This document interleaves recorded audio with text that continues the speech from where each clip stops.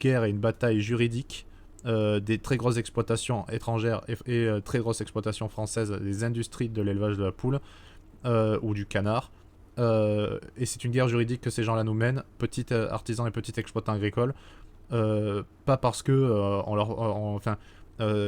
on n'est pas un danger imminent pour eux, juste on prend une part du marché, ça les arrange pas parce qu'ils voudraient avoir la totalité de la part de marché, parce que le modèle de production d'un élevage industriel, comme tous les systèmes de production industrielle, marche à 1% près.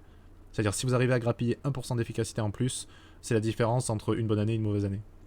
Quand vous êtes dans des modèles économiques agricoles à levier d'échelle, à économie d'échelle.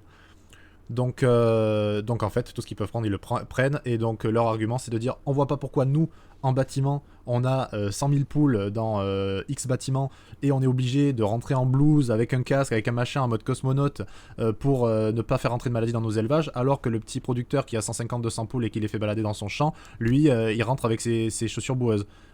Moi j'ai envie de leur répondre à ces gens là, bah si, c'est logique, vous êtes contre nature parce que vous entassez du vivant dans des densités tellement importantes que forcément ça amène des pathogènes et des comportements qui sont contre naturels. Donc des poules qui se mangent entre elles, elles ont tendance à se barrer dans les angles, sauf si vous avez la graine et que vous êtes le producteur et que vous leur menez à manger, qu'elle là elle vous saute dessus. Mais sinon, c'est pas agressif en fait, c'est pas censé. Alors que les conditions contre-naturelles dans lesquelles elles sont mises dans les élevages industriels, je vous invite à voir les images de L214, c'est un plaisir. C'est un peu sortir du déni que de regarder ces images-là. C'est un problème, c'est contre nature. Et en fait, la sélection de race aujourd'hui va dans le sens de ces gens-là. Pourquoi ? Parce que c'est eux qui commandent le plus de poules et qui font tourner l'industrie. Donc on est en train de choisir notamment pour la poule pondeuse une poule rousse pondeuse faite pour vivre en bâtiment dans des parcours plutôt petits et avec des filets au-dessus d'eux qui empêchent le contact avec la vie extérieure de manière à ce que les virus, etc. ne viennent pas dans l'élevage.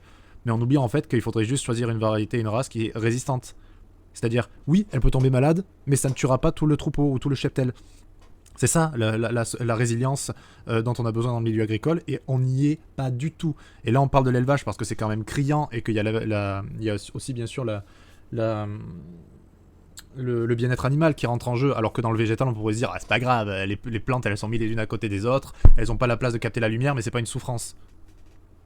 Oui, c'est pas une souffrance telle qu'on l'a décrit.